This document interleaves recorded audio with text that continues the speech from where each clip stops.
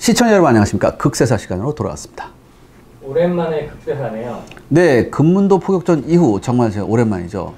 제가 이번에 준비한 극세사는요, 바로 같은 나토 국가인 그리스와 튀르키예 간의 분쟁이었던 키프로스 전쟁을 준비해봤습니다.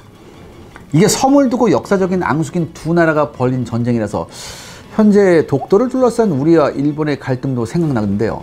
뭐 독도야 확실히 우리 영토니까 키프로스 분쟁에 끼어난다는 것은 좀 오바죠. 아무튼 70년대 중반에 일어난 같은 나토 국가 간의 전쟁 키프로스 전쟁을 지금부터 소개해 올리겠습니다.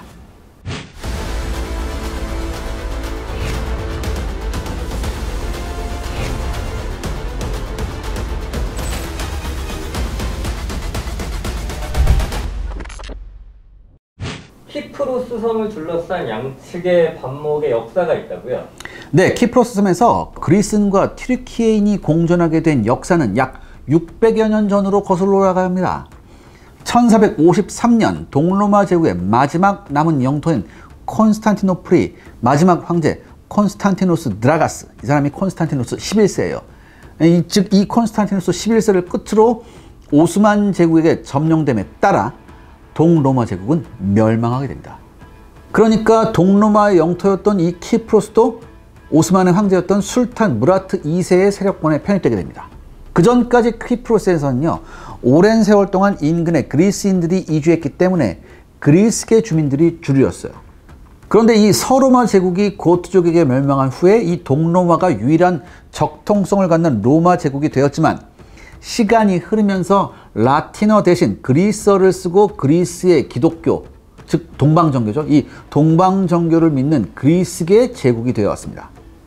이에 따라 동로마의 영토인 키프로스도 그리스어를 쓰는 그리스계 동방정교 신자들이 주류를 이루었어요. 그렇기 때문에 키프로스가 오스만 제국의 영토로 편입되어 튀르키예인들이 대거 키프로스로 이주한 후에도 인구 구성에서 튀르키예계가 그리스계보다 소수일 수밖에 없었죠. 더욱이 오스만 제국이 동방정교 신자들을 강제로 이슬람교로 개종시키려 하지 않았기 때문에 키프로스 섬의 그리스계 주민들은 다소 차별을 받더라도 그리스어와 동방정교도라는 정체성을 유지할 수 있었습니다. 따라서 오스만 제국 지배하에서도 키프로스 섬에서는 그리스계 주민들과 튀르키예계 주민들은 같은 키프로스인이라는 공동의 정체성과 함께 또 한편으로는 제각각 구분되는 정체성을 가지고 끊임없이 갈등이 발생했었습니다. 이와 같이 하나의 섬에 공존하는 서로 다른 정체성을 가진 두 민족의 갈등은 그 후로 수세기에 걸쳐 이어져 왔는데요. 20세기에 결국 피비린내 나는 충돌로 이어지게 됩니다. 20세기에 들어가서 갈등이 증폭되는 계기가 있었나요? 네, 오스만 투르크 제국이 사양길로 접어들던 1878년에 영국에 할양된 키프로스 섬은요, 제1차 세계대전에서 오스만 제국이 패전국이 되면서 완전히 영국의 식민지로 편입이 됩니다. 오스만 제국의 멸망 이후 수립된 튀르키예 공화국이 참가한 1923년 로잔 조약의 결과로 키프로스의 튀르키예인들에게 키프로스에서 영국의 식민지로 살 것인지 아니면 튀르키예로 이주하여 튀르키예인으로 살 것인지를 결정할 수 있는 선택권이 부여됐어요. 그런데요, 수세기에 걸쳐 키프로스 섬에 살아온 튀르키예계 키프로스인들은요, 대부분 그리스계와 마찬가지로 자신들이 키프로스인이라는 정체성을 갖고 있었기 때문에 대부분 키프로스에 잔류하게 됩니다. 영국 정부는 키프로스를 식민지로 관리하면서 튀르키예계 주민들과 그리스계 주민들을 격리해서 통치합니다. 이에 따라 튀르키예계 주민들은 키프로스 북쪽의 튀르키예계 거주 지역에, 그리고 그 외 다른 지역에서는 그리스계 주민들이 거주하게 되죠. 이는 튀르키예계와 그리스계의 서로 간의 갈등으로 인해 발생할 수 있는 분쟁을 사전에 예방하기 위함이었습니다. 또한 그리스계 주민과 튀르키예 주민이 연합하여 영국 총독부에 반기를 드는 것도 사전에 방지하기 위함이었죠. 하지만 이로 인해 튀르키예계 주민들과 그리스계 주민들 간의 공통의 정체성은 더욱 희박해집니다. 대신 서로 다른 이질적인 정체성의 차이만 더욱 심화시키는 결과를 초래했죠. 영국이 생각을 잘못한 겁니다. 튀르키예계 주민들은 그들만의 구역 안에서 그들만의 종교와 언어를 지키며 그들만의 정체성을 더욱 심화시켜왔고, 그리스계 주민들 역시 그들의 구역에서 그리스인 고유의 정체성을 심화시키면서 공동의 정체성을 보존하기 위한 교류를 더욱더 줄여버립니다. 그러니까 아무튼 세계 역사 속에서 영국만 들어가면 이 사단이 나요. 아무튼 제1차 세계대전 종전 후에 메머드 6세의 폐위로 사실상 오스만 제국이 멸망하면서 그 뒤를 이은 압둘 메지트 2세의 폐위 이후 튀르키예 공화국이 건국되죠. 그리고 이렇게 되면서 키프로스의 튀르키예 주민들의 민족주의가 가열되기 시작합니다. 튀르키예 공화국의 초대 대통령인 무스타파 케말 아타튀르크는요, 튀르키예 공화국의 유럽 편입을 지향하는 사람이었어요. 이 사람은 아직도 튀르키예에서 그냥 국부로 인식되는 그런 사람이에요. 근데 이 사람이 유럽 편입을 지향했단 말이죠. 한마디로 이슬람 제국의 잔재로부터 벗어난 근대화를 이루고자 한 사람이에요. 그렇기 때문에 철저한 세속주의를 추구했습니다. 그래서 튀르키예에서 이슬람의 잔재를 몰아내고자 했어요. 그리고 튀르키예인들의 단결을 위해 튀르키예의 민족주의를 강조합니다. 이에 따라 튀르키예 본토인들뿐만 아니라 키프로스의 튀르키예계들도 이슬람교를 믿는 아랍인들과 구별되는 튀르키예 민족 자체의 정체성을 중시하게 됩니다. 또한 그리스계 키프로스인들과 같은 키프로스인이라는 정체성보다 튀르키예인이라는 차별적인 민족성을 더욱 강하게 부각시켜서 결과적으로 그리스계 키프로스인과의 단절이 더욱 심화가 되죠. 또한 무슨 일이 있었냐?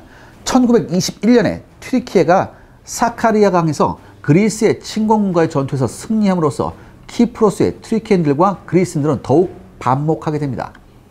참고로 이 사카리아 강 전투는요, 제1차 세계대전 직후 오스만 제국의 패배로 인해 1920년 세브르 조약에 따라 영토가 분할되게 됐는데요. 이 조약은 튀르키예 민족주의자들에게 큰 반발을 일으켰고 튀르키예 독립전쟁을 촉발하게 되었습니다. 여기에 그리스는 오스만의 패전 혼란을 틈타 영토 확장을 목표로 삼고 서부 아나톨리아 지역을 점령하려 했습니다. 이 결과 전쟁이 발발했죠. 그리고 여기서 튀르키예가 승리하면서 튀르키예 공화국의 탄생을 위한 길이 열렸습니다. 한마디로 현대 튀르키예의 기틀을 마련하는 데 굉장히 중요한 기여를 한 그런 전쟁이었죠. 결정적으로 1950년 영국의 식민 통치에 반발해서 그리스계 주민들이 반란을 일으켰을 때 영국 키프로스 총독부는 튀르키예 주민들로 구성된 진압부대를 투입해서 그리스계 주민들의 반란을 진압시키는 사건이 발생했습니다. 이렇게 되면서 튀르키예 주민들과 그리스계 주민들의 반목은 더욱 심화가 됐죠. 그 결과 그리스계는 갈등을 증폭시키는 조직을 만들게 됩니다. 갈등을 증폭시키는 조직을 만든다고요? 네, 제2차 세계대전이 끝나고 열강의 식민지들이 차례차례로 독립을 시작했지만 키프로스는 여전히 영국 식민지로 남아있었는데요. 나토는 키프로스가 영국으로부터 독립할 경우 공산주의에 빠져 지중해의 쿠바가 될 것을 우려했기 때문에 키프로스에 지속적으로 영국군을 주둔시키려 했습니다. 또 마침 그리스에서는 영국의 개입으로 연합정부를 구성하고 있던 공산주의 좌파와 국왕에게 충성하는 왕당파 계열의 우파 대립으로 내전이 발발했습니다. 이 내전은 미국과 영국의 개입으로 가까스로 왕당파의 승리로 끝나게 되죠.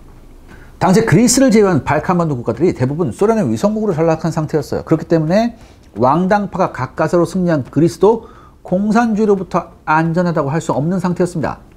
만약 그리스계 주민들 대다수인 키프로스가 영국으로부터 독립할 경우 키프로스 내의 그리스계 민족주의자들에 의해 그리스에 편입될 수 있으며 설상가상으로 그리스가 공산주의 국가가 될 경우에 키프로스 역시 공산주의의 지중해 진출 전진 기조가 될 수 있었습니다. 때문에 나토에서는 키프로스가 영국으로부터 독립하는 것은 바람직하지 않다고 보고 있었던 것이죠. 하지만 키프로스의 그리스 편입을 원하고 있던 그리스계 민족주의자들은 서방 세계의 열강이 아닌 자신들의 힘으로 영국으로부터 독립하고자 했습니다. 그리고 그리스군 장교 출신인 게오르기오스 그리바스 장군이 이끄는 EOKA, 이게 무슨 뜻이냐면 키프로스 섬의 그리스 복귀를 목적으로 결성된 그리스계 주민들의 민족투쟁 지하조직이에요. 이게 EOKA라는 게, 즉 이 EOKA가 결성되죠.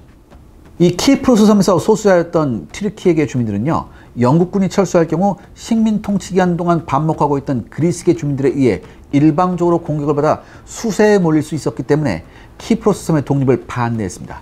이로 인해 EOKA는 키프로스에 거주하고 있는 영국인들과 함께 튀르키예인들도 공격하기 시작했죠.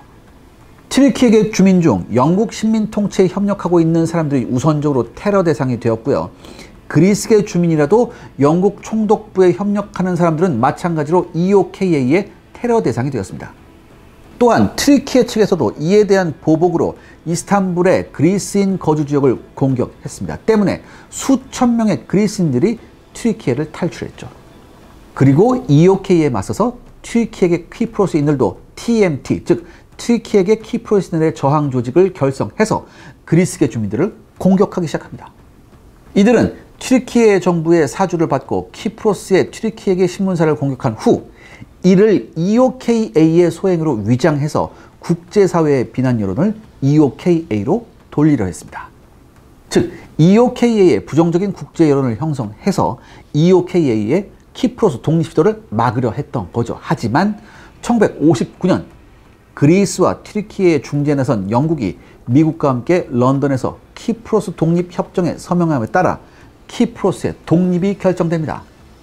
이에 키프로스가 그리스의 영토가 되기 일보 직전에 튀르키예 정부는 이를 막기 위해 키프로스로 튀르키예 해군 분견 함대를 파견하기로 했습니다. 하지만 워낙 규모가 미미해 별다른 위협은 되지 못했어요. 아무튼 1960년 런던 추리 협약에 의해 영국군이 키프로스에서 완전 철수함에 따라 그리스계가 절대 다수를 차지하는 키프로스 공화국이 설립이 됩니다. 그리스계 주민들은 섬에서 영국군이 완전히 철수하자 소수인 튀르키예 주민들에게 본격적으로 보복하기 시작합니다. 이에 따라 튀르키예 정부도 튀르키예 내에 그리스인들을 추방하고 재산을 몰수해버렸죠. 키프로스의 독립으로 소수자인 튀르키예 주민들은 튀르키예 거주 지역에서 완전히 고립되게 됩니다. 튀르키예 거주 지역은 그리스계 주민들이 조직한 무장단체와 키프로스 방위군에 의해 포위된 거죠. 이 때문에 튀르키예인들이 조직한 자위 조직인 TMT와 그리스계 무장단체 간의 충돌이 계속 발생했습니다. 그리고 이윽고 1963년 칸리 노엘, 즉 피해 크리스마스라고 불려지는 대대적인 학살 사건이 발생하면서 양자 간의 증오는 극에 달하게 됩니다. 신생 키프로스 공화국의 대통령으로 선출된 마카리오스 3세 키프로스 정교의 총대주교는 튀르키예계 키프로스인들과 평화협상을 시도했습니다. 하지만 그리스계 키프로스인들은요, 이를 에노시스에 역행하는 것으로 간주했어요. 이 에노시스가 뭐냐면 키프로스를 그리스에 편입시키기 위한 그리스계 키프로스인들의 민족주의 운동이에요. 이걸 에노시스라고 하거든요. 즉, 이 대주교가, 이 대통령이 튀르키예하고 평화협상을 시도하니까 이 에노시스에 역행한다, 이렇게 간주해버려요. 시청자 여러분들의 구독과 좋아요는 영상 제작에 정말 큰 도움이 됩니다. 여러분들 부탁드리겠습니다. 구독과 좋아요. 이거 갈등 봉합이 힘들겠는데요? 네, 1971년이 됐습니다. 본격적인 그리스 군사 정권의 후원을 받게 된 그리바스 장군은요, 새롭게 EOKA-B를 결성하게 됩니다. 1959년 키프로스의 대통령으로 선출된 마카리오스 3세가 키프로스를 그리스에 통합시키자는 에노시즘 노선에서 이탈하고 있었기 때문에 그리바스 장군은 마카리오스 3세 정권의 타도를 결심하죠. 이 EOKA-B는요, EOKA와 마찬가지로 튀르키예계 키프로스인들을 백주 대낮에 테러하고 심지어는 박격포로 이들의 거주지를 공격합니다. 그렇기 때문에 테러 단체로 규정이 돼버려요. 그리고 그리스 본토에서 쿠데타가 일어납니다. 이 쿠데타를 일으킨 사람이 누구냐면 게오르기오스 파파돌로스라는 이 장군이었는데, 원래 이제 이 그리스는요, 이 파나기오티스 카넬로플로스 정권이 있었어요. 근데 이 정권에 대해서 쿠데타를 해서 완전히 전복시켜 버렸어요. 그런데 전복시키고 나서 권력을 잡은 장군들이 항상 하는 고민이 있죠. 뭡니까? 부족한 정통성이에요. 그래서 이 게오르기오스 파파돌로스 장군은요, 부족한 정통성을 만회하기 위해서 극단적인 그리스 민족주의 노선을 채택합니다. 또한 키프로스 장악을 통해 자신의 부족한 지지 기반을 강화하고자 했어요. 그렇기 때문에 EOKA-B를 적극적으로 후원합니다. 이렇게 되니까 어떻게 됩니까? 이 그리바스 장군은 그리스 우익 군사 정권의 후원을 받는 대가로 튀르키예계 주민뿐만 아니라 키프로스 섬의 그리스계 공산주의자와 독립주의자들도 공격합니다. 키프로스가 공산화할 경우 우익 군사 정권이 통치하는 그리스의 안보를 위협할 수 있고요. 키프로스가 그리스에 병합된 후에는 그리스 내로 키프로스의 공산주의자들이 유입되어 우익 군사 정부를 위협할 수 있기 때문이었죠.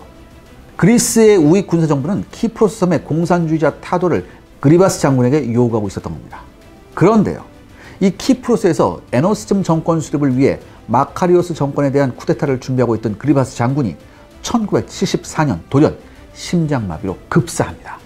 이에 따라 EOKA-B는 그리스 군사정부의 직접적인 통제 아래 들어가게 돼요. 그리고 이 무렵 그리스에서는요, 1973년 발생한 아테네 공과대학의 군사정부 반대 시위를 계기로 극우 민족주의자 드미트리오스 이오아니다스 장군이 일으킨 제2차 쿠데타로 파파돌루스 군사정권이 붕괴되고요. 페돈 이즈키스를 대통령으로 하는 새로운 군사정부가 막 수립됩니다. 이 새로운 군사정부의 실권자인 드미트리오스 이오아니다스 장군은요, 키프로스의 극우 테러리스트인 니코스 삼손을 EOKAP의 새로운 지도자로 앉히게 됩니다.